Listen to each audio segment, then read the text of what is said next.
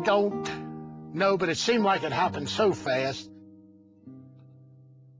We was getting ready to make some steer feed. We make it with our own hammer mill and tractor. We went over to the pole barn to make this feed. The two grandchildren, they were 2 and 4, went around and got up on the tractor, hit the starter, and down over the hill they went. But I had time to run around in front before it really got rolling good down the hill.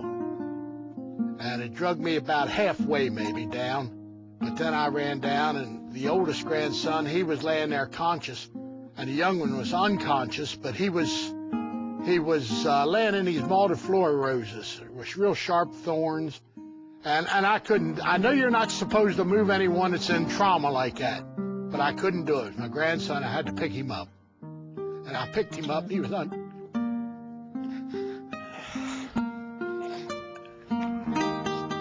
unconscious. And I had to wait for the ambulance. I held him.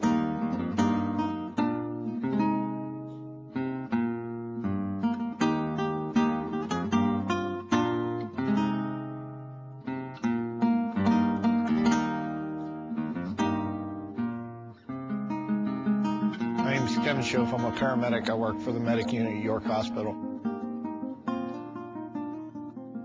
They definitely went for a ride from where the tractor started out to where it ended up.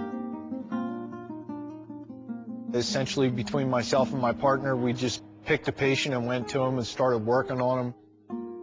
Young kids, it's tough. Kids in general are tough. They sat me down on this thing and they just gave me something to not die. They were both called as level 1 traumas, which are the most severe, so we knew that they were going to be in pretty bad shape. Braden was awake and quiet. He had sustained a femur fracture in his leg, and he'd also sustained a bad skull fracture with some intracranial bleeding. Jaron had sustained fractures of both his right and left arm and also one of his legs. I jumped out and ran in through the emergency room doors, and I said, please just tell me they're alive. My name is Charlotte Beekler. I'm a licensed social worker here at the York Hospital. It is a very emotionally overwhelming job, and it certainly takes a tremendous amount of energy and focus to not only stay professional, but to be there for people.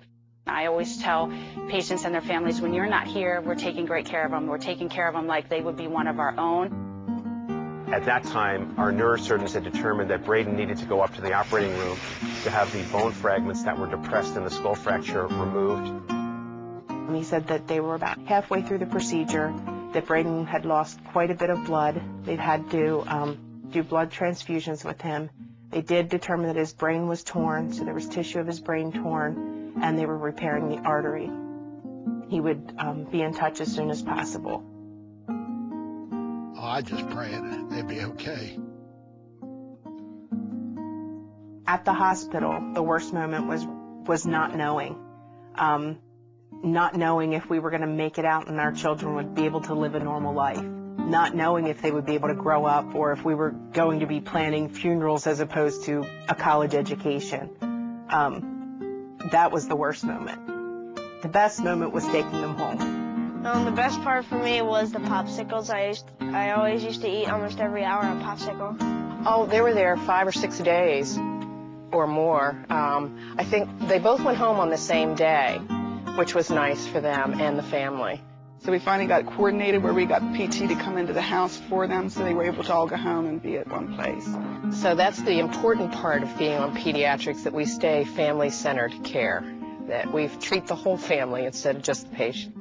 It's very gratifying for us to see patients come back and visit once they are up and walking around and back to normal. You treat as many patients with words as you do with needles and tubes and medicines and everything else. I feel honored to do the job, and I feel honored to be part of their lives at such a critical moment. Oh, they were wonderful. They were experts at what they do. And they did great. The nurses couldn't have been any nicer. Took care of them boys. Really looked after them.